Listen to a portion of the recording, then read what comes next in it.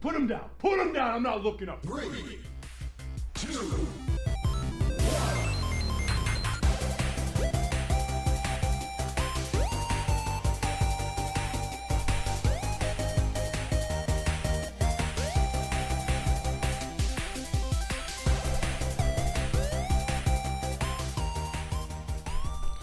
Welcome back to the Agony of Positivity podcast. I am in a really low chair, Ross, joined by...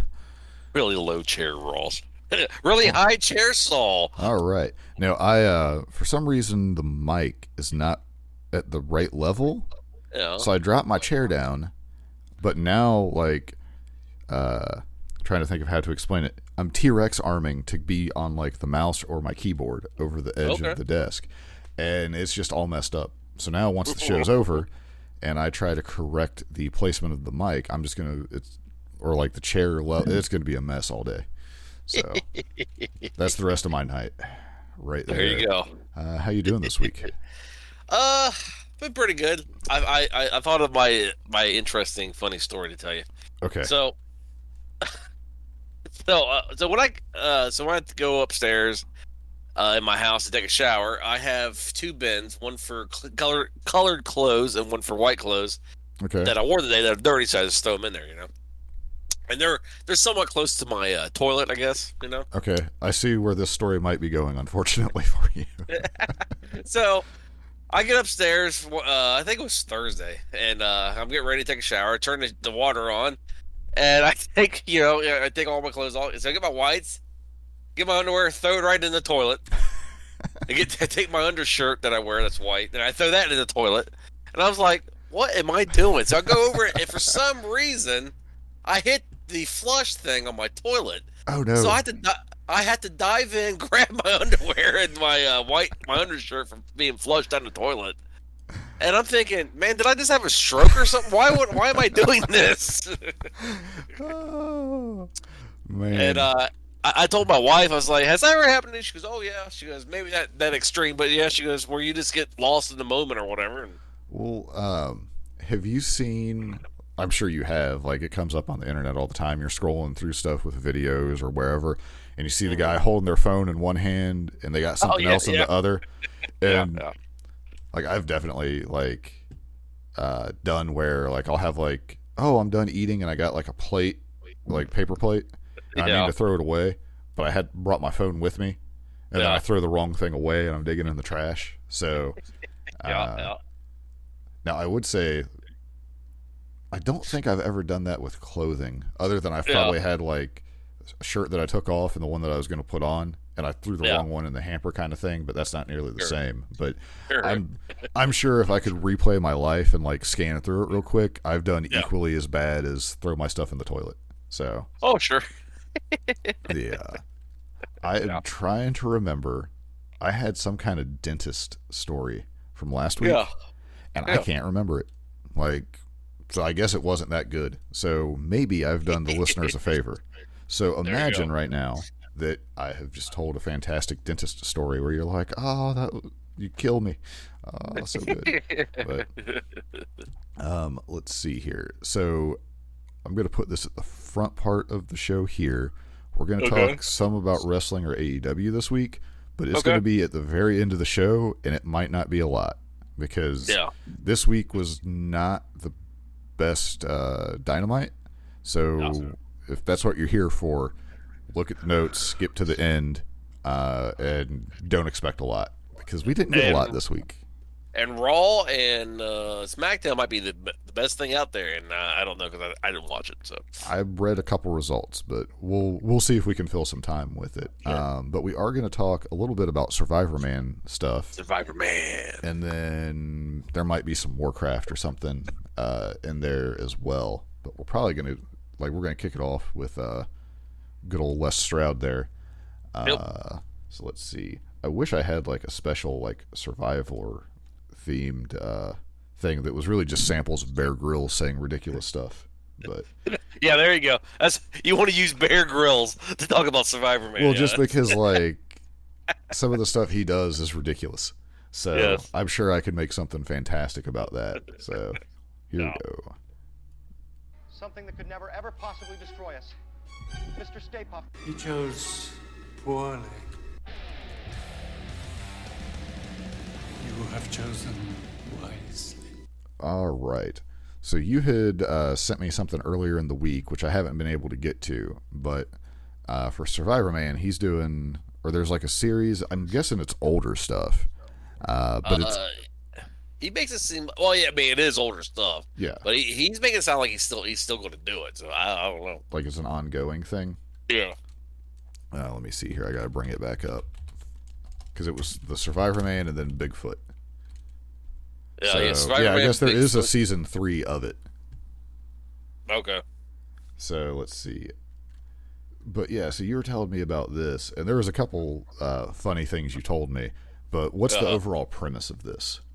What, Survivor Man Bigfoot? Yeah. So he goes into it as a person who's experienced weird things. Yeah. And so he goes into it being respectful with whoever he talks to. Because every week he goes to different locations. Yeah. And whatever their belief system is, he respects it and he goes along with it. And he tries not to be too one-sided one way or the other. Because he'll say that he doesn't necessarily believe in Bigfoot, but he doesn't not believe in Bigfoot. Right.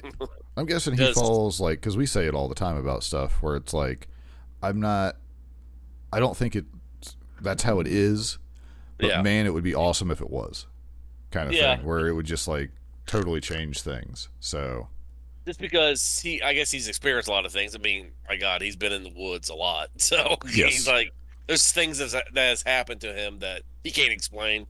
Yeah. So I think it's more of a quest to what's going on out there type thing. Yeah, like whether it's Bigfoot or something else, there's something that he can't explain with his experience. Yeah. So he's looking for an answer. And if it turns out to be Bigfoot, that's great. If it turns out to be like a giant like land crab, that's great too. He's just looking for an answer. Well, and like he said, and I guess there's been a lot of critics towards it. And he's just like, I'm not saying that it's real. He's like, because I think people have a problem with it because some of the people he talks to are just complete whack jobs. Right. And like Survivor Man says, he's like, the problem with the Bigfoot community is like there's a lot of weirdos and not a lot of credible people that actually are part of it. Right.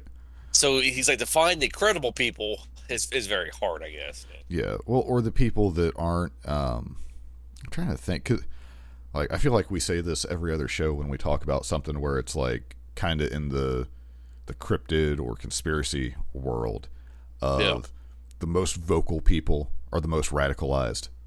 Yes. And everyone else who's like reasonable about it or understands how you present yourself to the public kind of thing.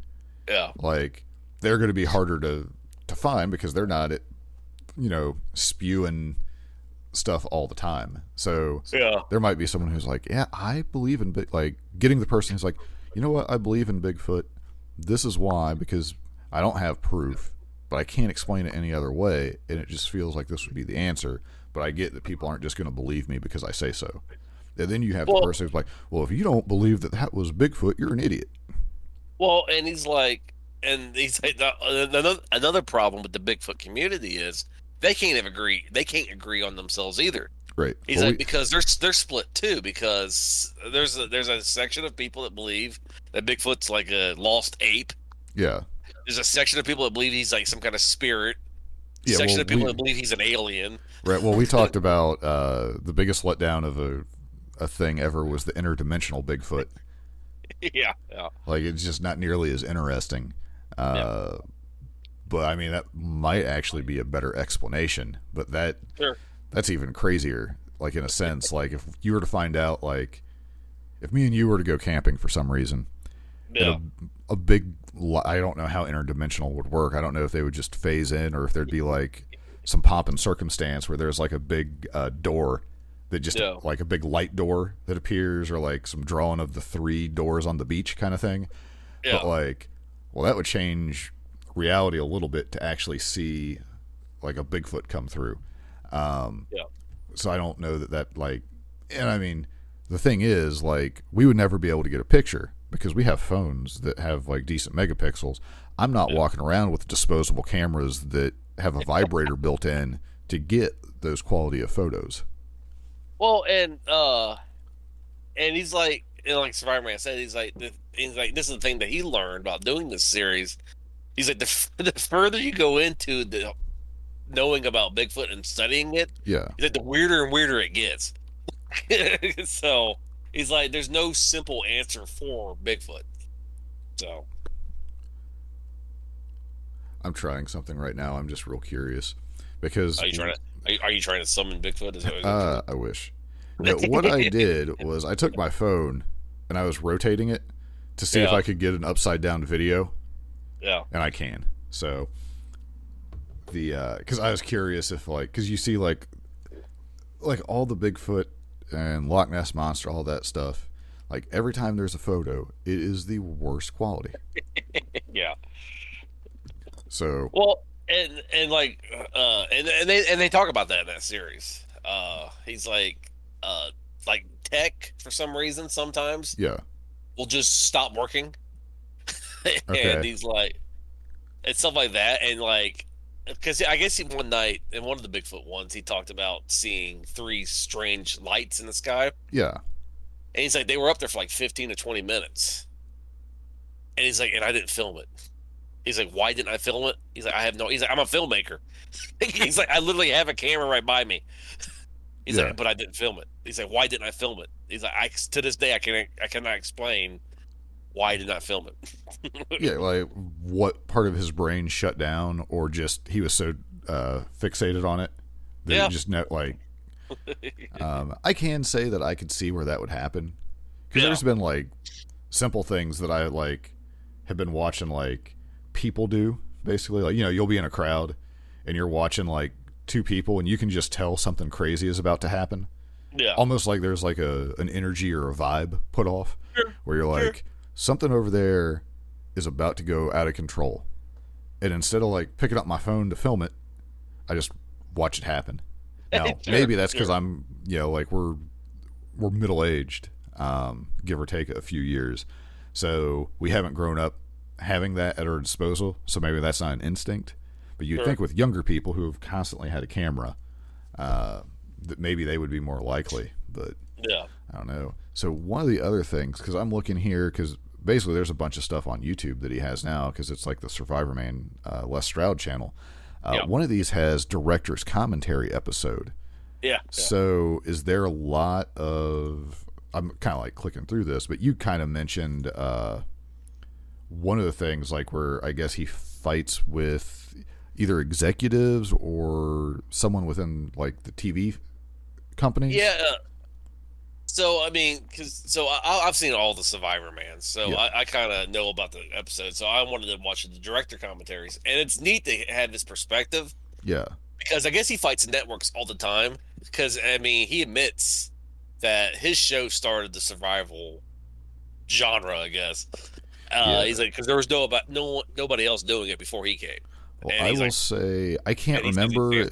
Yeah, I don't know if anyone else, like, I can't remember back then, but I would assume he wouldn't make that claim if it's untrue. But I will say, out of all the ones, like, I thought his was the best. 100%. Yeah, because he's like, there's so many times where they wanted him to keep saying over and over again, I'm out here by myself. I'm out here all alone. And he's like, after the first couple times, he's like, if you're into the show, you get it. You don't need to keep saying it over and over again. He's like, the networks wanted me to keep saying it. Well, I could see if he would, like, you could sprinkle it in throughout the show a little bit. If it's like, so this situation, this is not going to be an ideal way to handle it. But because, if you're on your own, like, more as like a teaching thing, and to like stress like how difficult being on your own can be in those situations. Yeah. But I imagine them just wanting him to be as much as possible. I'm walking alone in the forest, all by myself alone. There's no one else here as I walk alone in the forest. Like, okay, we get it. But like he said, he's like, the funny thing is, they didn't want me being alone. They wanted a camera crew to follow me all the time. And he's like, that's not what the show's about. He's like, I don't want a camera crew following me. And I was just telling you before we got on there, like, there's an episode where he's in Africa and he's flying over the area in a balloon, Yeah, like hot air balloon. in a hot air balloon, and he's like the problem. He's like, one thing, it's illegal to do it if you don't have someone in there with you that knows what they're doing. Right. Well, yeah, I don't think it's not like a bicycle where you just get on it and go. Like hot air balloons are, to me, they're a horrifying flight device. Yeah, I don't know if I would want to get him one. Because you're basically floating. Yeah. And but anyway, he's like, in the episode, there's a girl working the balloon, because he's like, I don't know how to fly a hot air balloon. Right. he's like, but they wanted to betray me as a guy who can do it all. And he's like, this show. He's like, this Are show they trying to make girl. him the most interesting man in the world? Get him some Modelo.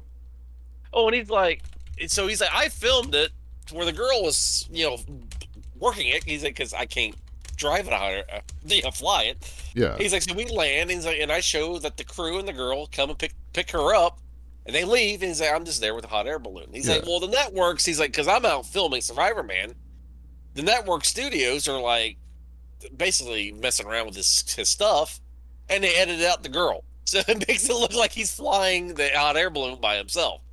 Yeah, like the final edit, they were like, "Oh no, that shot's got her in it. Get that one out of there." Yeah.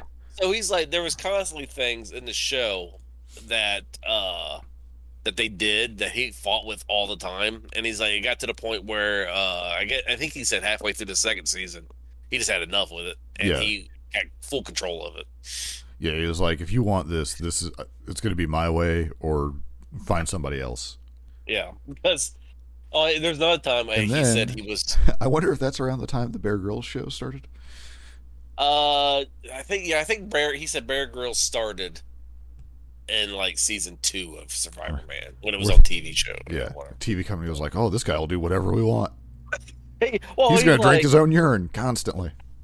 Well, yeah, he's like there was and he actually makes fun of it in the Africa one. Yeah, where he's drinking like muddy water, and he's like, so he's drinking it, and he's like, well, that sure beats drinking water from an elephant done. And he's like that, and during the director's commentary, he said that was kind of my little jab at the producers. He's like, because I asked, can you do that, and they said no. He's like, and he's like, the Bushman said probably what that happened was, which is disgusting, they grabbed some elephant dung and poured water on it, and then did it. Yeah. Well, yeah, I couldn't get into the Bear Grylls show because his was like the action adventure hero version of survival. Yeah. And I'm sure he also had them trying to, I'm speaking about Les, I'm sure they were trying to get him to do more crazy stuff. Yeah. But it's like, but that's not what people like. If you're watching Les's show, I don't think you're into like the crazy stuff. You're actually like, oh, this might possibly come in handy to have somewhere in my brain one day. Yeah. Kind of stuff. It's like, there was a period like I was really looking into like, like solar panels, ways you could set up stuff, like basically like get a solar panel, use like car batteries, how to convert that to like normal usable outlet power, like growing potatoes, growing food, that kind of stuff. Yeah. And I was looking for, like basically a documentary or someone being like, this is what I did, this is the simplest way to do it. I didn't need like, well, this is what you do, but then you got to watch out for the critters from the movie because they show up and then there's like a scene where they're fighting something off for no reason. Yeah. Or like, well, this is where you got to find a dead relative and use their femur to fertilize the ground, or it's just not going to, like, I wasn't looking for outrageous stuff. I just wanted like reasonable stuff. Like, if you're interested in like someone trying to make a fire and you don't know how, well, that's pretty interesting. If you're actually wanting to try to learn or understand how it works, like, you don't need much more. Like, it's it's weird. I understand it because you see it all the time with TV shows. Like, they have how many reality shows are really scripted. Yeah. Scripted with a little bit of improv, but everybody's trying to be like a character as opposed to just being themselves. And I mean, he was basically just like, hey, this is what you would do. You could do that, like, because I know, was it the snow one where he was trying to do like there was like a snow one in the woods, and it was like a plane wreck, and he started out trying to do it with the broken arm. Break his arm. Yeah. Which one of my favorite things was like, well, we want something like going for realism, and he acted like he was going to break his arm, and he was like, no, that's stupid. But he like put the arm in the sling, and then midway through that one, I think he stopped. Yeah, he stops. He's like, I'm trying to survive now. He's like, this is gonna get my way. Yeah. And it was becoming like a legitimate risk. So but it's fair to say, like, oh, but it was man. realism. Yeah, be like, if you're in this situation, you're in a very bad way. Like, understand that.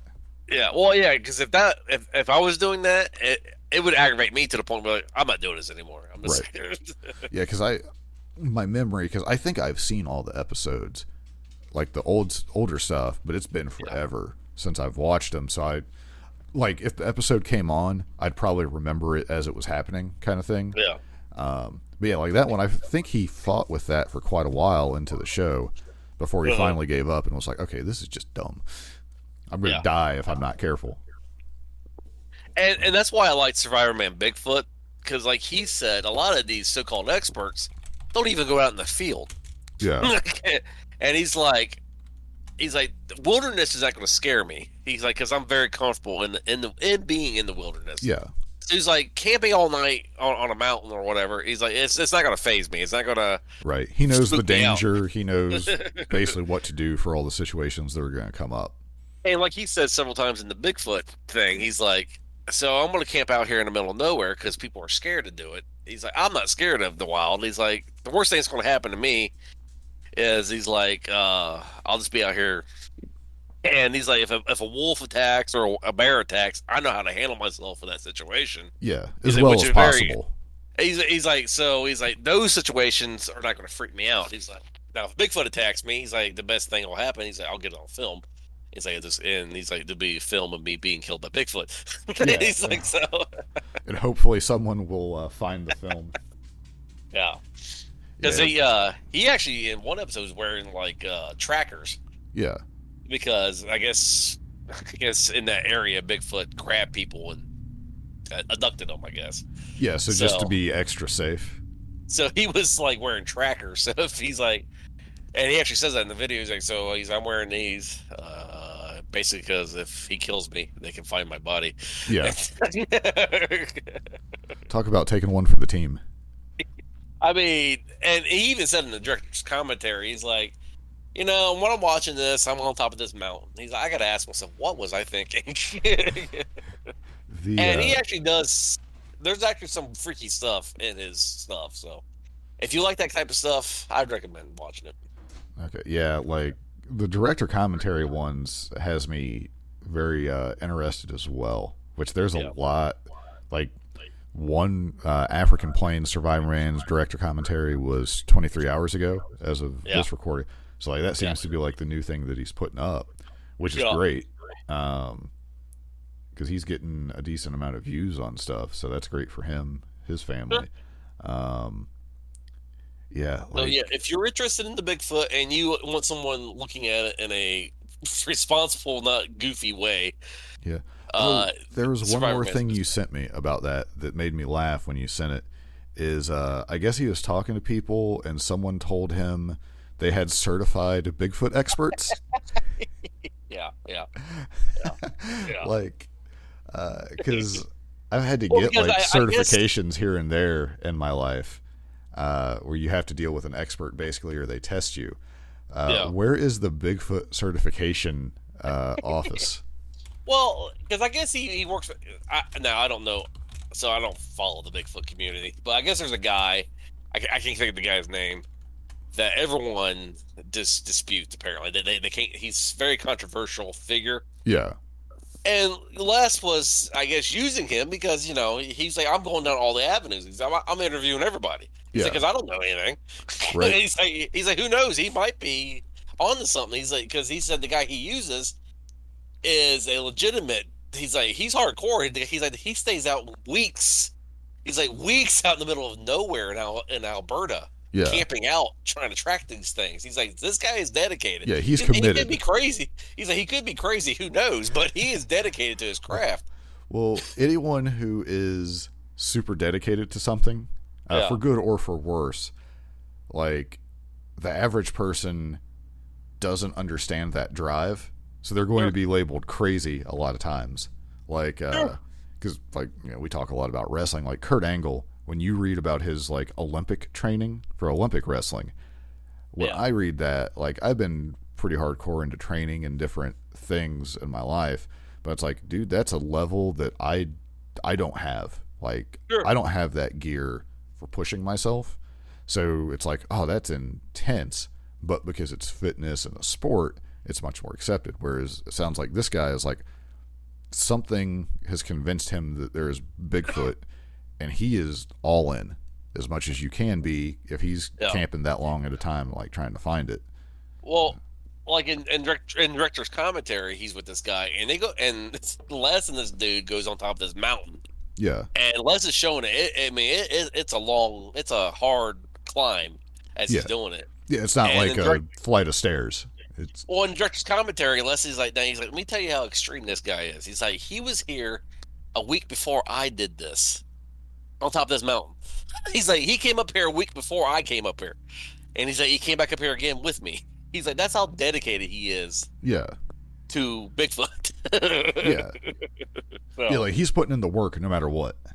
He's like, and if he's not sitting at his desk like using Google Earth to try to find Bigfoot. Well, and that's what he was saying. He's like, if your so-called expert doesn't even get out in the wilderness, he's like, I'm sorry. He's like, I don't put much stock in that. Yeah. So. Yeah, your expertise becomes in question at that point. Yeah. Well, it'd be like me talking about, nuclear fission or something, Yeah. And my only research is going off Wikipedia or something like that. Yeah. Well, in this, like I can imagine some funny things with that. Like, but I'm going to build one of these in my basement. You're going to what? Yeah, it's easy. Yeah. All right, good luck. I'm glad I don't live in the same town that you do. Yeah. Yeah, but no, that made me laugh. But yeah, Bigfoot comes up on the show a lot, and then you were watching this and were telling me about it. I thought this was something worth talking about a little bit because I've always liked everything he's made, but I haven't seen the commentary stuff at all. I think season 1 of Bigfoot, and I think the season 1 of now. Let's see. I don't think all the Bigfoot is commentary, but all of season 1 of Bigfoot's on. Right. Well, I mean, even just like 1 or 2 here or there, because what I'd really like to see is because I'm assuming, he'll talk to people and like have it on film or video or whatever medium you want to call it. There's interviews he's probably done that haven't made the cut. Or it's like, this guy is so out there that it does, like, no one will believe this isn't staged. Sure. And it'll hurt the credibility. This guy has no clue what he's talking about. Yeah. But it's not like comically bad. So there's no it's just nothing. Or you get like the most boring person on earth talking about stuff. Yeah. Like I'm sure there's like unused footage. That'd be interesting to see. Because like one of the guy that everyone I guess thinks is a hack or whatever, he has a video and I guess he released it. Yeah. Of him being attacked by Bigfoots. Multiple Bigfoots. Yeah. Apparently, so he has like we were talking about the bad camera. He has a terrible camera and he has a flare because that's his only light source. And all you can see is you hear growling, and you hear the flare moving around, and you hear him, and stuff like that. So basically, the least believable thing he could possibly have. Yeah. But like Survivor Man said, he's like, you're in such a stressful situation. He's like, it would be like that. He's like, if you're being surrounded by whatever, you're going to be freaking out. And the thing in your mind's going to be, I'm going to film this in case it kills me. Right. Yeah. Which is fair. So it's good that he does that, because to me it's like, well, if you were going to make something, I mean, that's like the Michael Bay School of Action scene. Is basically you can't see anything and there's weird lighting. So, Well, I mean, if I'm, I think that's 3 weeks in a especially, row that I've talked about Michael Bay's style. well, I mean, if I'm surrounded by, especially something that's 10 foot tall or whatever, multiple of them growling at me, I'm not going to be like, I'm going to film this. So, question. So, Yeah. let's assume that Yeah. video that guy shot of being attacked by multiple Bigfoots is real. Yeah. If he survived, so I believe I have read, and I don't know the truth, but I believe it, that like a chimpanzee, like the smaller primate, could probably rip your arms off if it wanted to, because they're just so strong. So if he survived multiple Bigfoots attacking, does that indicate that they just wanted to send a message? Because I mean, I'm going to assume if I squared up to one Bigfoot, the smallest Bigfoot that's ever been talked about, it could probably punch through my chest. If I'm like picking up trees and knocking over trees, Yeah, like this guy believes, and like Survivor Man even talks about, he's heard trees fall. yeah, A flare is not going to be scaring me. yeah. Yeah. So yeah. Most likely. Well, what I think about, did you ever watch the show? To us, it's not an old show, but a lot of people, Night Court, that had Bull, the enormous bailiff. Yeah. Well, one time, Dan, I believe, who was the prosecutor, had borrowed a bunch of money from Bull. Yeah. And Bull had explained to him that if he didn't pay him back, he would have to remove his arms and legs and use the rest of him as a plant pot, basically. Yeah. I imagine a Bigfoot could do that to me without breaking too much. Like, it could do it while walking. Like, it wouldn't have to stop to focus to remove my limbs. So, Sure. but if they did actually attack and let him survive, they were clearly sending a message. So that gives them some degree of intelligence. Yeah, I think he says in the episode, and like Survivor Man says, he's like, this is all subjective. He's like, how does he know this? Yeah. He's like he went past the neutral zone, I guess. Yeah. And he entered into their territory. He's like, and then, so they were warning him, don't do it again. And like Survivor Man said, he's like, how does he know this? It's all, right. Well, it could have been there are more reasonable animals that could explain, or like there's more reasonable explanations than that. Yeah. He's like, and like Survivor Man said, he's like, could have been a bunch of bears, grizzly bears. Yeah. He's like, possible. He's like, it's very possible. He's like, grizzly bears are huge. Well, if you have, and I don't have a ton of knowledge on bears, but you'll see where there's like the mama bear, and then she has like the baby bears, and they're technically a baby bear, but they're still really big. Like when they're still hanging out with the mom. So that totally, like, they for some reason like out in the woods and then came upon that, and they all were just like, oh, mom's standing up, we're gonna stand up too. Sure. Like, well, especially in the middle of the night. Yeah. Big old grizzly bears standing up, because I think grizzly bears standing are like 9 to 10 feet tall, aren't they? So. I believe so. Let's see here. Do grizzly bears go out at night?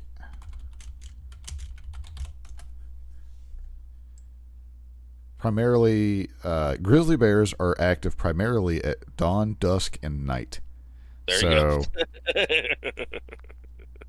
So there you go. Dawn to dusk. And you're out there in the middle of the Canadian wild. Yeah. It's very plausible. Yeah.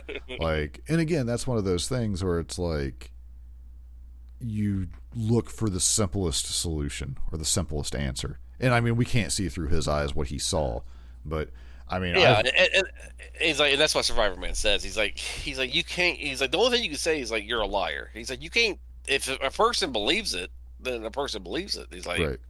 You can't do anything about that. Right. Or yeah, it's like basically his options are like, well, I believe this, I'm calling you a liar, or nicely putting it, be like, I think you were mistaken in what you saw. Yeah. Which again is the easiest solution. It's like I've told the story where I was driving one night back when I delivered pizza, and I was kind of tired. Like, it was the end of the night, and I could have swore there was a large skull flying with like gray flames beside my car. Sure. And when I like kind of like snapped to like more coherent, because like that was horrifying for a second. It was sure. A gray pickup truck that had so like the paint was gray. There was primer underneath that was gray, and it had been hit in that front front corner panel. Yeah, and the lights coming off from like street lights and like kind of the side of my headlights illuminated all the denting and stuff in a way that my brain was like, for whatever reason, the first thing it used to fill in what I was potentially seeing was like a flying skull, like from Ghost Rider. Sure. But if they would have like stopped, and I'm assuming like the one headlight was out on theirs or something, like on the driver side. Like, I can't remember all the details, but at that moment, if you would have stopped time and then asked me what's next to me, I would be like, there's a floating skull, and I'm getting off this road right now. Sure. Like, in that moment, that's what I saw, and I was a little bit freaked out, and then I saw what it was, and I was like, well, that, like, I even remember to this day being like, well, I don't know why my brain went to that, but goodness gracious. Sure, yeah. So... I mean, and like, there's, I think there's these one people, and I think the Smoky Mountains where he's at. Yeah. They were leaving out like beads and trinkets. Yeah. Because he's like, because I guess the common thing is that you leave out apples and stuff, and the apples disappear. He's like, the problem with leaving out food is like other animals eat the food. Yeah. He's like, their viewpoints are, he's like, no animal is going to take a shiny bead or anything. Right. And then he's like, unless you're a raven or a squirrel. Right. He's like, because ravens and squirrels love that type of stuff. Yeah. He's like, he's like, you can always explain stuff. That's why you take like a hatchet, like leave it a tool. Yeah. Well, this one guy, I guess he puts crosses, and he went down the route of it being spiritual. Yeah. He puts like crosses in the woods, and I guess he comes back a few days later, and the crosses are destroyed. So, I mean, yeah, it could also be an animal rubbing up against it. Like bears will use a tree. Yep. Or I mean, Bigfoot hates Jesus. I mean, that's possible too. Well, he said, "There you go. That's the title." Yeah. Bigfoot hates Jesus. Well, let's for a second, like, so if there is. Let's say Bigfoot is like a spirit type thing. Yeah. Okay. So it's been around, you assume, almost forever. Sure. So let's say there is like this Bigfoot spirit that was on Earth and is aware of religion and like Christianity and salvation, I guess, specifically, like dying on the cross, all that. If you were around and saw that and you were, let's say, a good guy, basically, and you saw the cross, that would represent something that killed Jesus. You'd probably be like, oh, that's bad. These are bad people because they're putting up a cross. So you would destroy it. Yeah. Like, because again, it is weird to be like, oh, this was the instrument of death. We're going to make this the symbol. Like, like if you were around at the time, you'd be like, oh, I hate those because they're evil. Like, your view of them would be very different. So Bigfoot could love Jesus and not understand that we have turned a negative into a positive, or tried to.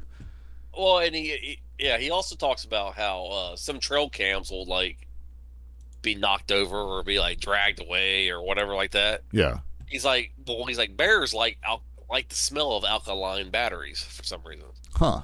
I did not know that. Yeah, so he's like, these trail cams that are being knocked down and dragged away, he's like, it's probably because bears are trying to get the alkaline batteries. Right, because they can smell it, because they have like super animal smelling abilities. So he approaches it like, if something weird happens, he doesn't automatically say, oh, that's a Bigfoot. Right. He tries to like, well, he's like, let's look at this naturally. What could do this in the wild, you know? And why? Yeah. So that's why I like it. Yeah, no, I mean, and that's why I like that one TV show, Ghost Hunters. Yeah. a long time ago. Ghost Hunters first season, they did that stuff. They tried Right. to debunk stuff. As opposed then to it kept- the later seasons when you'd see someone like clearly slam a door somehow. Yeah, I mean, then like the later seasons, like Freddy Krueger's attacking them or whatever. So I You'd mean, be like, all right, this stop. Now, I'm sure there's a group that really like that, but it's Sure. more fun to be like, something weird's going on. Let's figure it out. yeah, Because that's what I do at work all the time. Because I'm in like a school building at night. yeah, For a large part of that, I'm the only one there. And it's like, there's all kinds of weird noises and stuff going on that sure. Sometimes it's like, I really don't know what would make sense to be causing this. And then I other guarantee times... 90% of the noises you probably hear is probably from like air ducts and stuff. Yeah, there's most of the time it's air ducts, it's plumbing, Yeah. it's something behaving weird, Yeah. or somebody left something on. Sure. Like pretty much every time. There's very few things that I've not been able to eventually pinpoint. Yeah. The weirdest one that got me, and this has nothing to do with Survivor Man at this point, but this is just so like I'm walking through the building and I go to like one of the restrooms, and I keep hearing. I can't tell if it's like a barking or like I thought it was an animal or something, but there's like a metallicness to it. Okay. And I've never heard the sound before. And it's like, what is that? And like the way it's echoing, like, it just doesn't make sense. So I'm like walking, I was like, okay, I can hear it here. Here it's here and it's coming from over there, but that's not right. And I eventually figured out it got windy. The flag outside the building has the flagpole, and it's got like the metal thing on like the rope that you go up, and it was banging against the flagpole. But the way the wind was blowing and everything else, it was making it sound like if I opened the door to outside, it was one sound, but inside it was still like that metallic sound, but it was just it did not match like what was outside.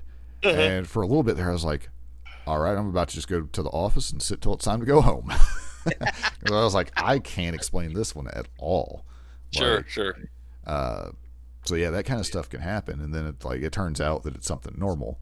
But yeah, so if you're into Bigfoot, or if you did not know that there was director commentary versions of the Survivor Man stuff, there you go. Yep, he does a good job. I've always liked Survivor Man. So, all right. So from there, do you want to talk about some video game stuff, some wrestling? I mean, we could theoretically call the episode there. I mean, we're like 40 minutes in on Survivor Man, which is probably a record. I mean, we can talk about wrestling because I don't really have a lot about video games. Okay.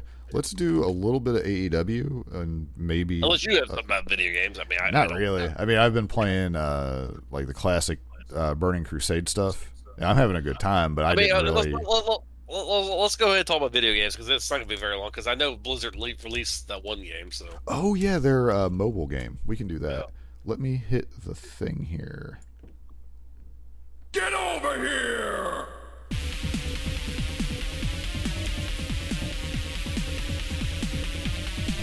Time's up. Let's do this. All right. Blizzard has announced their mobile game. This was during the week. I think it was Tuesday, because I forgot about it, and then I was like, "Oh, well, that's exciting. There's a mobile game." Honestly, I don't know what I was hoping for. Yeah. With their mobile game, because I couldn't imagine anything that they would make, for the most part, that I really would have been like, yeah. Probably the closest is Blizzard has Heroes of the Storm, which is their MOBA style game, or Hero Brawler is what they used to try to call it. Now, Supercell, the game that they basically copied here, has a Brawl Stars. It's like a MOBA-y Hero Brawler kind of game. Yeah. I would love for that game to have a Blizzard version where you can play as Arthas, you can play as Uther, you can kill Malfurion, those kind of things. But that is not what they went with. They are calling it's what is it? Arclight Rumble. Yeah. and it's basically Clash Royale, which I don't know if you ever played that one. I think maybe I did. Because it was like they're still making content for it, but when it came out, Clash Royale, that is, I was like, oh well, I played like Clash Clans, and like I didn't spend a lot of money on it, but I was like, well, I mean, they made a pretty good game. Like it was fun, and I was like, well, Clash Royale, like this looks like kind of like a PvP game where you're playing against somebody else, and there's like some cards to it and stuff. And I was like, I'll give it a try. And I started playing it, and I thought it was pretty fun. Yeah. Except one, I wasn't super good at it, but it felt really quickly into that game. Like I don't think I had played more than a week or two once it released in the US that I could tell that because I wasn't spending money, I was behind. Yeah. Like super early on, it felt incredibly frustrating to play. And I was like, yeah, I'm not spending a lot of money on this game, so I'm done. And now that could be biased because maybe I just was totally clueless. But I mean, I understand like countering other things and like because it's basically like your opponent had a tower that you were trying to use your minions, I guess, like who all had different abilities, different speeds, different powers. Things like that to destroy the other person's tower. So like I understood countering and all that stuff. It was just like I didn't have stuff that worked as counters. Like I was playing rock paper scissors, but I only had rock and paper. It was what it felt like to me in a lot of cases. So, and theoretically, I should have been on the same. Like I'm assuming they have like an ELO ranking or something in that game, but it started out super fun, and then it became just. I was getting stomped constantly. Super crappy. Yeah. But like the gameplay of it, I thought was good. It was just like the monetization and some of the stuff they were doing that way, I did not feel good. So that is what I remember of that game. But yeah, so this is going to be the Blizzard version where they got like a PvE and a PvP content to it. Yeah. So is this a game that you'll at least give a try? I mean, yeah, I'll probably try it. I mean, I think I've tried every Blizzard game. Well, yeah, that they've released. Some of them I like, some of them they just dumb. I've tried like Overwatch even. I'm not super into shooters. Yeah. Overwatch is not the style of game that is for me. Sure. I am awful at shooters, like in a PvP sense. Yeah. So now, like Halo, where you're just playing through like a campaign. That's fine. Like if they did Overwatch and it was like a super elaborate like PvE style campaign where you were just playing as a character going through like kind of like the James Bond GoldenEye game. Yeah. Something like that I can play. But if I'm playing other people, I'm just like I'm the worst at basketball, and then probably first person shooters competitively would probably be my next downfall.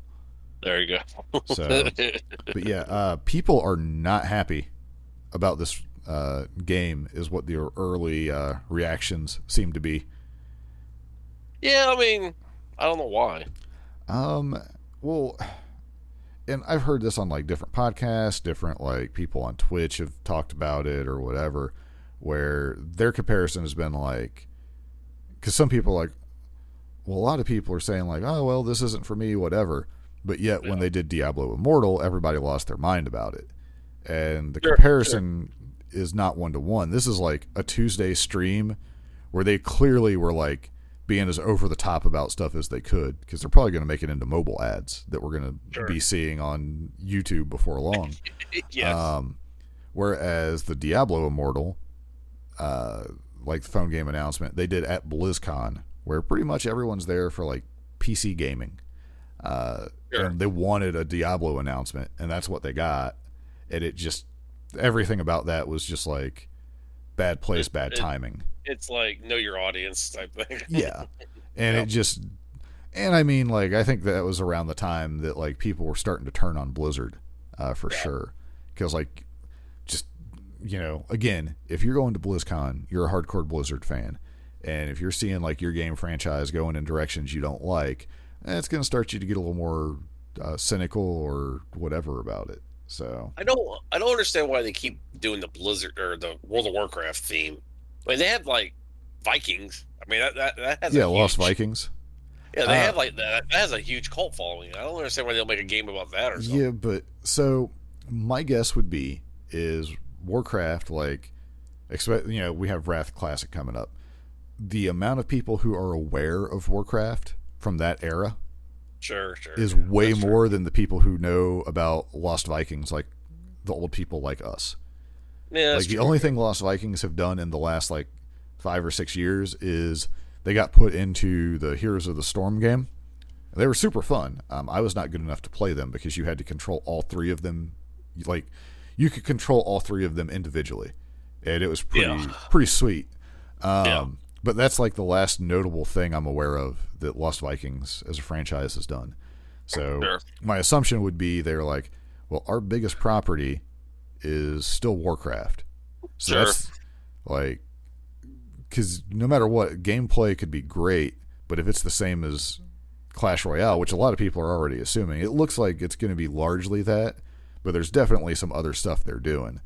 Well, but one could argue, though, it's like you start a whole new generation of the Lost Vikings. Well, I'm just using the Lost Vikings as an example. I mean, they could do anything, but make a whole new generation of Lost Viking people. And the people that like you or me that know about it be like, oh yeah, I remember that game. Right, and then you hope to get like new people into it. I don't know. I mean, that's how I would view it. I mean, if you're going to build a house, would you rather start with a foundation already laid or build a new foundation? So if the foundation has cracks in it, it's World of Warcraft. Ooh, that's a very nice counter. Yeah, if the foundation is already kind of right, you might just want to like, well, maybe I'll just rebuild. I mean, that's not wrong either. Like, I could see. Now imagine that you're worried about your main concern. You don't care about the gamers. You just want their money. Sure. If you're an executive, you're probably going to push to use the existing foundation because it's cheaper. I mean, and I 100% understand that. Yeah, right. I mean, I get it. I'm just throwing it out there. No, I mean, I think that's a good idea. Or make something brand new, and it's still going to be Blizzard. So, I mean, you kind of have to assume that the people who are, like, I was using like, the amount of people who know about Warcraft because of the era of Wrath of the Lich King. Yeah. But those same people they're aware of Blizzard. So it's like, Blizzard's doing something new, and it's on mobile. Yeah. You're going to hit a very similar audience. So your conversion might be equal or similar. And then you have something new that's not also, because Warcraft is pretty stigmatized in a lot of circles where people are like, those people are losers. Sure. And they're not necessarily wrong, probably, I would say. Like, but whatever. There might be some truth in their judgment. Yeah. But I don't know, like, looking at the game, they definitely went like the more Supercell style. It's like Supercell, like their character art, like, it had like a secret dirty affair with Hearthstone, and they created this game. Is what it kind of looks like at a glance. Actually, it just makes me want a World of Warcraft 2. It's what it really makes me want. Yeah, like a new one. Yeah, it'd be nice. Telling you, they could do it with the Wrath Classic. Be like, oh look, and then you think you killed Arthas, but then he actually kills you. Says coming soon, World of Warcraft 2 Classic. Sure. Sure. And now the story takes place as if, because them killing off Arthas when they did, probably the right call. Considering they still managed to kind of make him suck. Well, by turning him into turning him into 35 anima, basically. Or however much you get. Like, he just turned into a little ghost blueberry and poofed away. Yeah, I mean, I liked how they did it in Wrath. Is like there was a beginning, there was a middle, and there was an end. As good as the bad guy is, he needs to go. Die. Yeah. I mean, no one wants to see the Joker die, but it gets to a point where he has to. Yeah. So. and then you got to figure out something. Yeah, because like if they would have done, I don't know what else they could have done with Arthas other than kill him though, but it would have been a lot nicer if they would have just left him dead. Yes. And then the little bit we got in Shadowland where Uther dropped him into the maw or whatever. Yeah. Like, and that's just it. Or just, I mean, just a rumor of him still being around. Yeah. I think it is good too. Just like the legend, it's like, well, can Arthas come back? Yeah, I mean, you don't have to like the way they. I think the way they ended it was probably the worst way to end it. But, if they would have done like have rumblings or something throughout Shadowlands, and then the end part is like, wait, where did Arthas's soul go? Sure, and just keep that as a and mystery. It's not accounted for, and then you just leave it. Yeah. And then you have your break glass in case of emergency guy. Sure. Although I guess giving him a definitive end, even though it kind of sucked, at least you know they're not going to bring him back and do something awful. Yeah, unless we do time travel again. Oh, yeah. That's too bad. Yeah, because when the Warlords of Draenor, they could have, I can't remember the time frame, but I think Arthas would have been alive. They never really explained that fully. Like, how is there an alternate universe reality? And I mean, you could do so much crap with that. Yeah, hopefully. So, like, all right. So after Dragonflight, we're going back to Draenor because the Lich King has rose up. yes. Wait, what? Can we stop messing with other timelines? Yeah. Like, because that's an infinite thing. Yeah, because I have a feeling that Marvel's getting ready to run into that problem. Yeah, Because Marvel is getting to a point where it's so confusing. You're like, oh god. Multiverse is a bad idea. Yeah.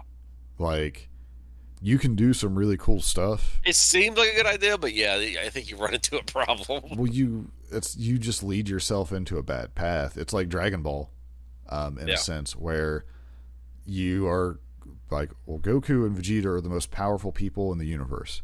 Well, what about other universes? Oh, like, well, what happens with, like, eventually, like, there has to be an end. Sure. And it ends up being like Goku and Vegeta is the most powerful people in those universe. And now you have to fight each other. Yeah. Yeah, but we need to do a whole episode about Dragon Ball, because I really like the way they're going with it, because it seems like, I know we're going down a rabbit trail here, but it really seems like Vegeta is going to be the guy ready to break away from the Goku, and he's going to be more powerful. I mean, so if we go back in time, that could be said multiple times, but yeah, hopefully, because I haven't checked in on Dragon Ball Super in a little while. Yeah. Because used to, there was somewhere I would see it like pop up constantly, where it'd be like from the, I'm going to call them comics. It'd be like, hey, this is what's going on in the comic. And then, you know, like the TV version is like forever behind. It's like, all right. But yeah, like so far, every time it's looked that way, it still ends up being Goku. Because Vegeta is Macho Man and Goku is Hogan, unfortunately. Which is unfair. That's a good segue to go into wrestling now. Yes. Here we go. Oh, I don't know what the hell's going on here, folks. Looks like he's just wearing blue pants. This is a revolution. All right. I think JR pretty much sums it up here. I don't know what the hell's going on here, folks. So I'm not negative on this Dynamite, but it definitely, so there's been quite a few times, and I think a lot of people agree with this. You'll look at like the preview for Dynamite and be like, this does not look like the best episode. And then you watch it and it's like, that was actually really good. This was not that at all. No. It kicked off with Bobby Fish and Jeff Hardy. Jeff Hardy is definitely slower, speed-wise. Well, sure. So, like, I don't know how else to put, like, I mean, the dude's been pretty beat up over the years, so that's understandable. But yeah, so I mean, like, match was fine, but it wasn't compared to nights where they're kicking off stuff like with crazy hot matches. Yeah. I mean, people love Jeff Hardy, so I get that, but it just wasn't like the most crazy opening to me. Yeah. But Jeff wins. You got a tease of the Young Bucks and the Hardys, so that's fine because that'll probably be pretty good. Because like Hardys are obviously they're older, so I mean they're gonna they kind of lost a step. I'm more excited like Hardys versus FTR because I don't think I've ever seen that. I've seen Hardys and Bucks, Young back Bucks. like Ring of Honor. They had like the ladder match and all that. Yeah, like you would hope they would do that. I'm guessing. I mean, it would make sense if I was. You would do the Young Bucks triple threat tag match. I hate triple threat tag matches. Like Yeah, normal triple threats, I'm usually into, but the tag ones just get Yeah. ridiculous to me. Like Yeah. it just never seems right. But I would definitely have the Hardys do the Bucks match first because that's going to have to be a faster match most likely. Yeah. Whereas FTR, you can just do like a good old fashioned normal match without Hardy Boy stuff, and it's going to be good. Sure. Because you can have FTR would obviously neutralize that as much as possible. Where, like, oh, you want to get crazy? Well, the Young Bucks, they can get equally as crazy. Sure. So get that one out of the way before the Hardys get more beat up. But yeah, so I honestly didn't know that. I assumed Jeff was going to win, but wasn't really sure. Well, because it's a tag guy, but then again, WWE's pushing him as a singles guy. So Yeah, I mean, Jeff definitely did fine as a singles guy. Like he was one of my favorite wrestlers for a very long time. So we got more of the Blackpool Combat Club, just beating dudes up, which is what it should be. beating dudes up. I feel bad for Angelico. I really like him. There's part Well, of he me doesn't have a like, tag team partner anymore, so yeah. Well, I was like, ooh, maybe because he's so good with submissions, they'll bring him into the BCC. But I don't think from his showing in this match that that's what's going to happen. But he's like, I really like him. But I mean, like Butcher, Blade, they're fine. Like those guys are good. Like no chance they were winning this match. But they you know who fits in the Blackpool Club? Garcia. No. Well, yeah. I can see him do it, but Cesaro. I can see Cesaro. Yeah, I could definitely see him doing it. It'd be nice for him to show up. Because they could have like at least one more guy. Yeah, be this generation's Four Horsemen. I mean, the people between Moxley and Danielson and then Regal, you could definitely make a 4-man group that you could bring in. Like if you brought in like a Cesaro, and then you're really pushing Yuta through the group, and they do it right, you could definitely make a very over group. Sure. I would feel like they need to be heels. Yes. Like it's hard to be a because like the bad guy faction can cheat. Good guy faction doesn't really cheat. Sure. So Well, it seems like the Blackpool Club, their thing is they're just violent. yeah, which is fine because And- technically, like Daniel Bryan's Danielson, he's still doing like heel stuff, Yeah. like for sure. But yeah, like, especially like the flexing triangle, like that's not a good guy thing. Yeah. For sure. You can take out the Jericho thing. Yeah. So we got. I mean, there's no way they're not leading to that at some point. I would assume. I would try to keep them away for a while. But so Ricky Starks is going to fight Jungle Boy for the FTW Championship in order for Starks and Hobbs to get a tag team title match. Okay, sure, why not? Yeah. That's pretty much how I was like, what if the belts? If this leads to you getting the belts taken off you, yeah, that's fine. Right. I would love for Starks and Hobbs to get the tag titles. Yeah. Now, largely because I think I said this like last week too, giving Hobbs a belt would please me a lot because he seems pretty good. And Ricky Starks has the personality to make those belts seem important. Yeah, So because he's going to be talking about them all the time. Yes. I mean, they have a very they got the power and the not power dynamic of a tag team. Like, yeah, if you're fighting Ricky, like if someone was like, all right, you're going to have a shoot fight and you're going to have to fight Ricky Starks and Hobbs. Like, well, crap, because like FTR, well, I just need to know how to counter a wrestler for the most part. That's like, well, I need one guy. I got to counter one guy that can throw me 30 feet. And the other guy, I'm bigger than, but he's really good. Like, it's harder to prepare. It's like I got to find a dude, and I got to find a big grizzly bear. Yeah. Yeah. Yeah, like a grizzly bear with traps. Yes, basically. Exactly. Let's see. Wardlow fought Morrissey or Cass. I really enjoyed this. I think I told you. To me, this is after this match is when it kind of went downhill. Yeah. Well, usually like they'll have where like the Dynamite opens super hot. Yeah. And then it's like 45 minutes in. Some days I'll be like, man, I'd be okay if the show ended now. Like, there's really not much more that I want out of this.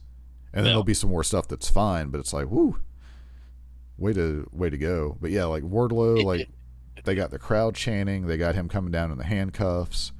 MJF's doing his thing. They bring out Morrissey.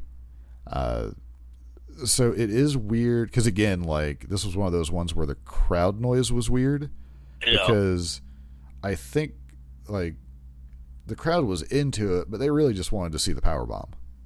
Sure. Like at that point, but these guys did kind of beat the crap out of each other. Wardlow does like a super moonsault that was he kind of overshot. Well, and I read, and it makes sense. The Dirt Sheet said that Impact was okay with him losing. Yeah. But he's also kind of a big thing in Impact. Yeah. So they didn't want them to bury him either. So. Yeah, like that's why he just did the one power bomb and as opposed to like 4 or 5. Yeah, like this would have been it's hard to say because like if you're looking at overall wrestling population, Wardlow's a bigger deal than Morrissey. Sure. Not to discourage him because he's gotten himself in amazing shape. Seems like he fixed some problems, and I mean he's a big dude that can move. So I could understand like if someone is unhappy that he lost to a power bomb. I mean that is Wardlow's finish.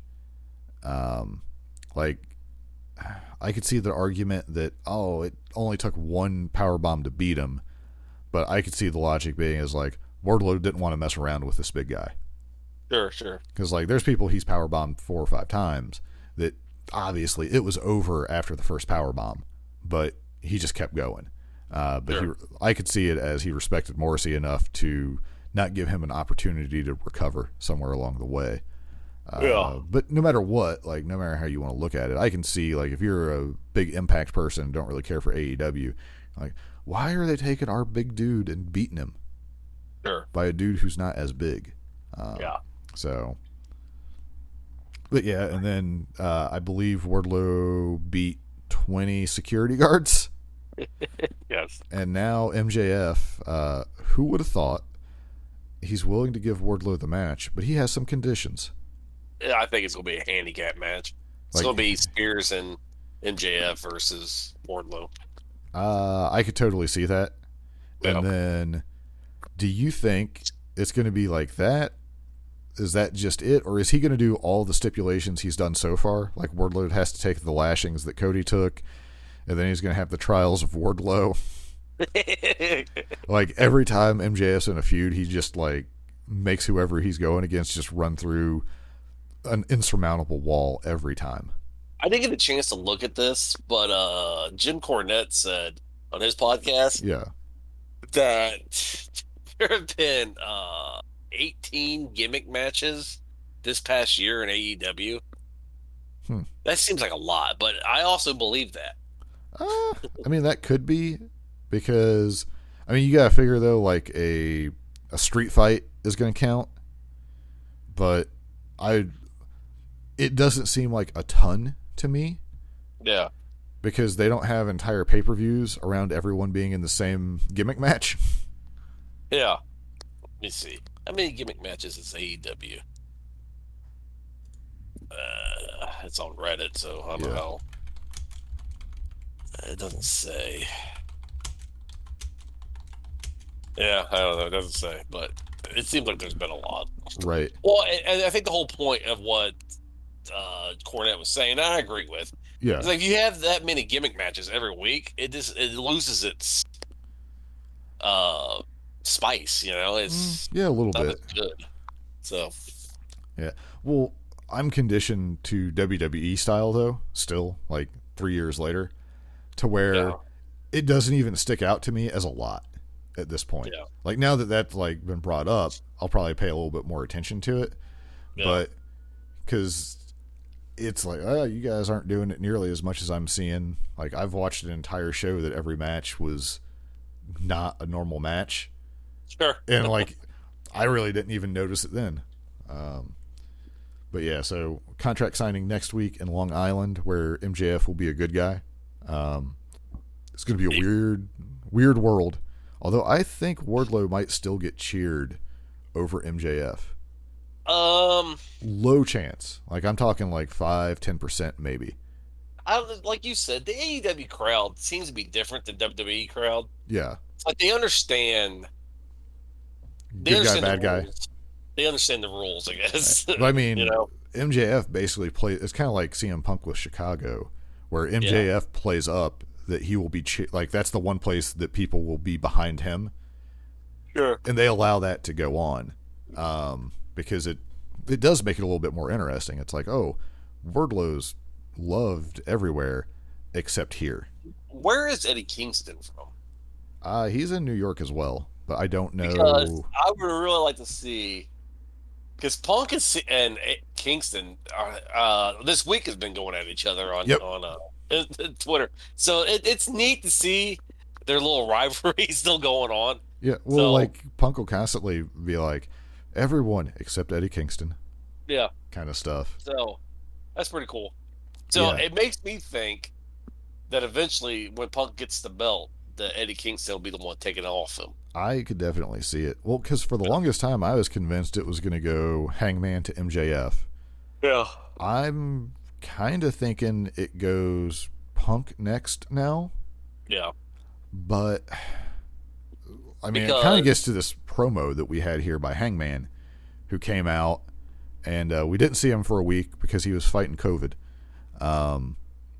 So obviously he won, but he was a bad guy in this promo for sure. Sure. Now, people did point out, because I didn't notice this because I wasn't paying that close of attention at the end. Like once he gets out of the ring, he almost like lets out like a sigh, like, "Oh man, I can't believe I just did that," kind of thing. To where Hangman might be overcompensating a little bit, and decide, like because he has like the kind of like the self-doubt issues and stuff like that. So maybe he's saying what he thinks he needs to, whether he believes it or not. Which I mean, it is a character. But yeah. God, I hate that character. I hate that character in movies. Yeah. I will say, like, I'm okay with it myself, but the thing is, like, seeing, like, because I watched something where somebody clipped, like, where he kind of sighs at the end, and the thing is, it's like, well, some of the nuance he has done over the years, like, you absolutely have to consider that was 100% intentional, but it could have been just, he was like all pent up, and then he was like, that felt good to get off my like, just like not thinking about being on camera, he just sighed. But you have to give, with Hangman at least for sure, credit that was 100% deliberate. But it's hard to say. But yeah, so he's going to make people burn their CM Punk t-shirts. They're going to want a refund for the ashes, and he is not going to do a Bret Hart tribute match. What I hope for is that Hangman is now going to play the Shawn Michaels to Punk's Bret Hart.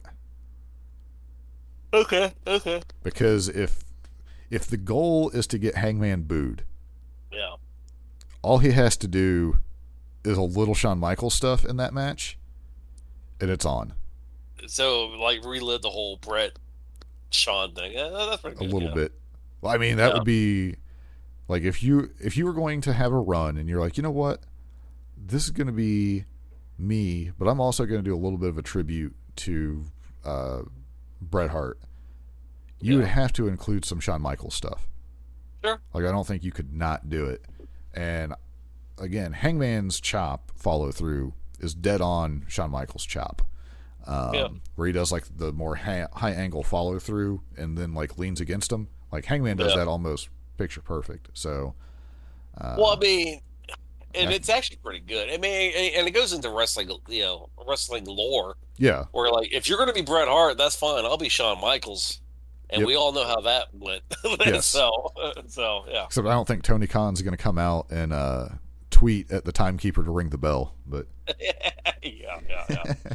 there was a Reddit recap of someone had gone to the AEW show, and they were kind of comparing it to like a WWE show they'd been to at the same building. But the funny thing is, like, they ran down some of the things, and like one of the things they listed was like Tony Khan comes out and yells at you, and in my mind it was just like Tony Khan walking up to like random people in the crowd and just screaming at them. Yeah. And it was hilarious to me. Like, just imagine, because it's like, I could see him doing that. Be like, you're paying for this, so I'm going to yell at you about something. You're not a very good fan anyway, and then leaves. Man, drops his phone like a mic. I forgot this wasn't on Twitter, but I'll be curious next week though to see. I'm assuming we'll get a Punk and Hangman face to face, or at least a Punk rebuttal, and then who knows? I hope there's like, but yeah, that's going to be my guess. Like, not hard to be guessing this, but I'm going to think Hangman's going to do Shawn Michaels tribute to, because there's no way they brought up the masturbatory Bret Hart tribute without something in mind for that. Yeah, but then you go run the risk of, I mean, because I guess Shawn Michaels he does work for WWE, doesn't he?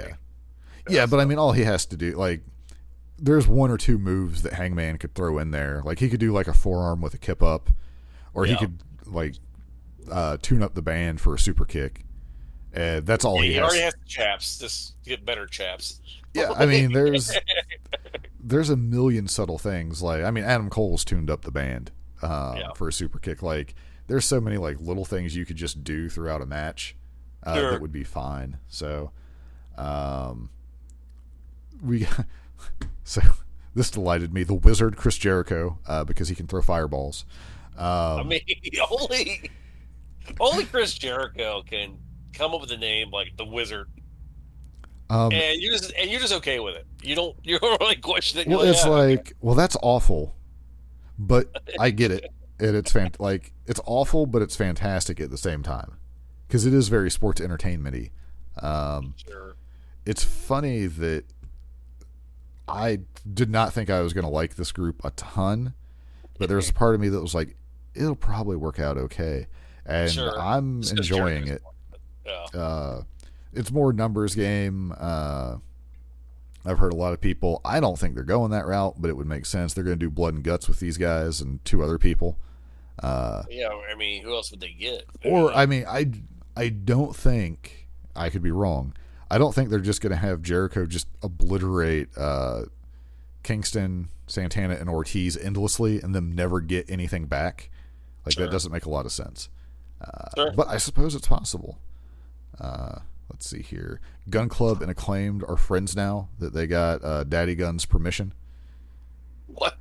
I mean, yeah, whatever this was. Yeah, sure. Okay. I did enjoy the part where like they held up the scissors to get them to scissor with that, and they're like, "Whoa, no, that's not a good idea." That made me laugh. But yeah, that whole thing was just weird.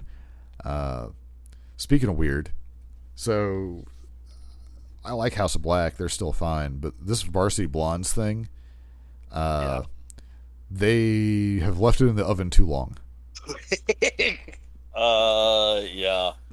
Well, with characters that I'm just thinking, why are you wasting the time with Yeah. the Varsity Blondes? I mean, it's not going to happen. Well, Stop trying to make it happen. A criticism I heard was that between Pillman and Garrison, they just aren't the guys for this. Like, they feel so below House of Black.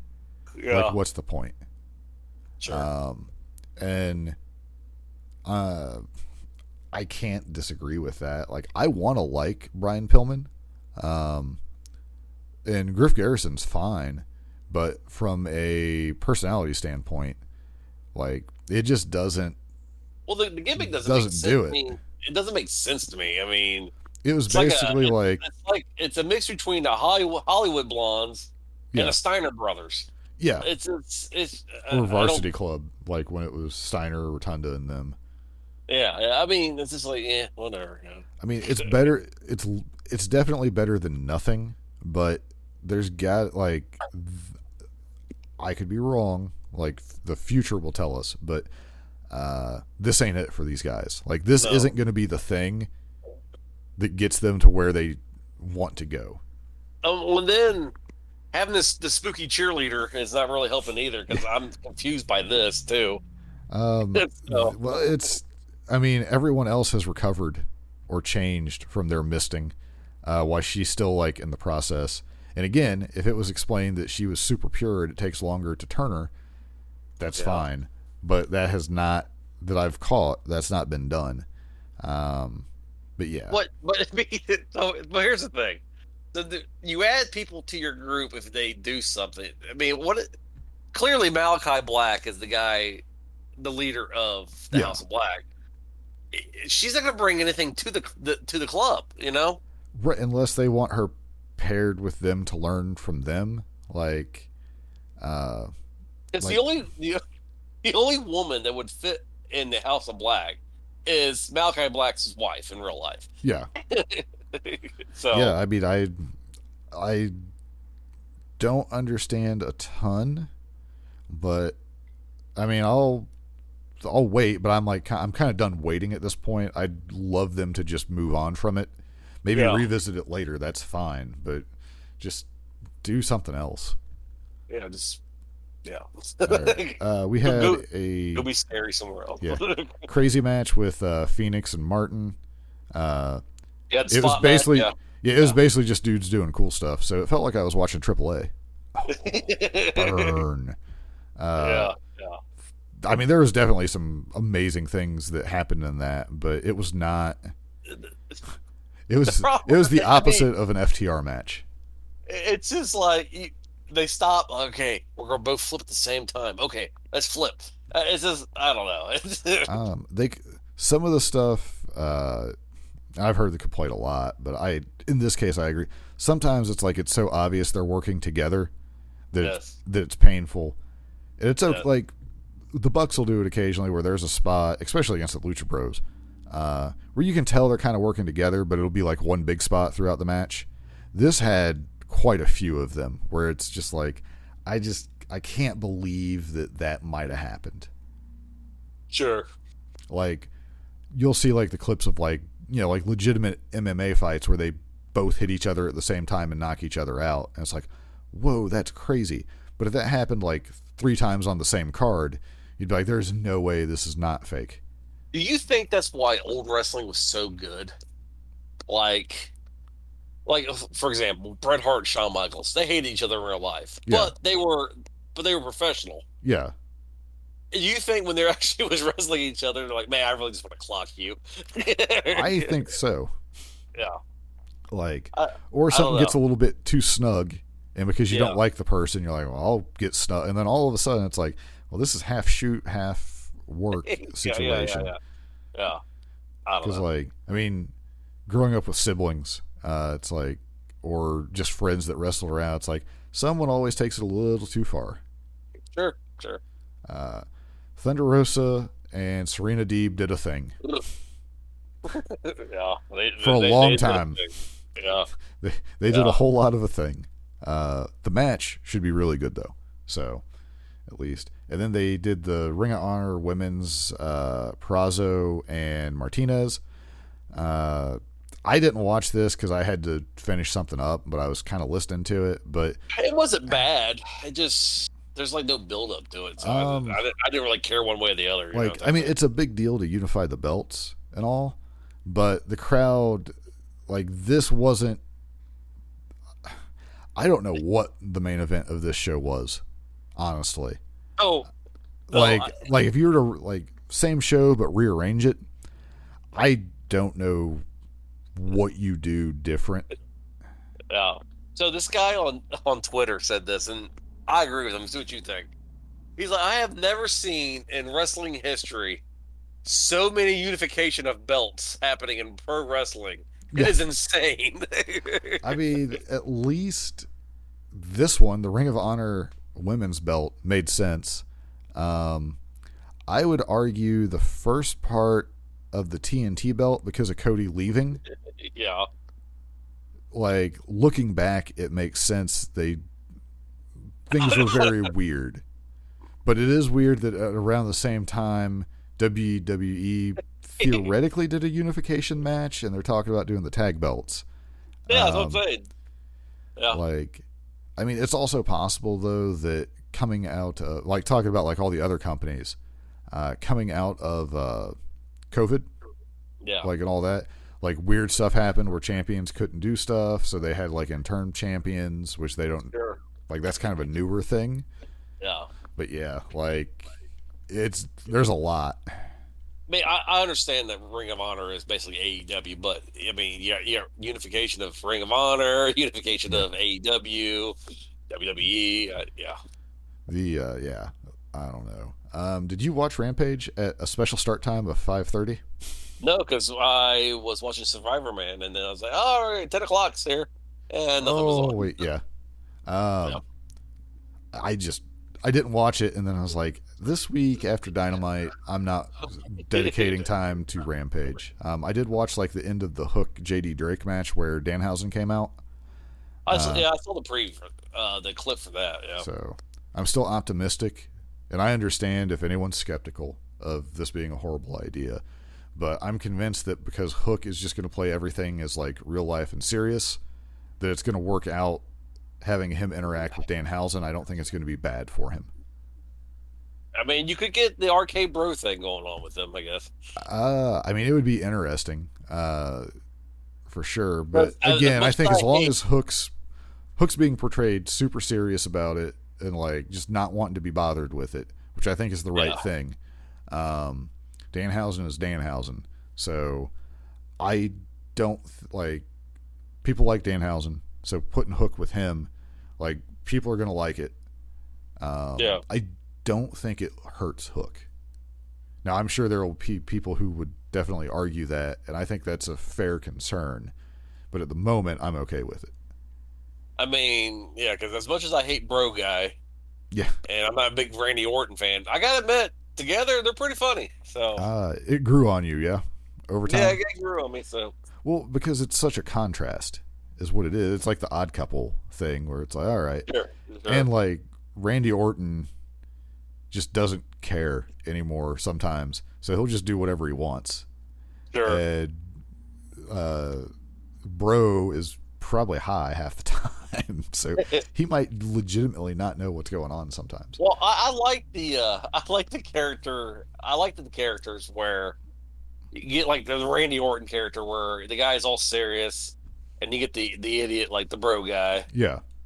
And then he just wears down the guy, the serious guy where he's, like you said, he just doesn't care anymore. He's like, yeah, whatever. This is my life now. But, I mean, it's a good character development, so. Well, it's still not, my favorite thing ever, but it definitely grew on me. It took longer for you, but, if done correctly and given time, you can make it at least. It will, even if it's not your favorite thing, it'll be I get it. Sure. So, all right. WWE has a pay-per-view. I really don't think I'm going to be watching that. What is it? I mean, WrestleMania Backlash or something. Yes. Sure. Where they're going to have a triple threat match. because we thought we were getting the Usos and RK Bro doing the unification thing that we were just speaking of. But no, it's a 6-man with Bloodline against RK Bro and McIntyre. Bro. So I don't know why they built up the unification thing so much, but whatever. Sure. Other stuff happened in WWE. I did not watch any of it. There you go. Yeah. So let's see. That's all I got. I got nothing else. Yep, I'm done. I'm right. done talking. Outro. Here we go. Have a good week.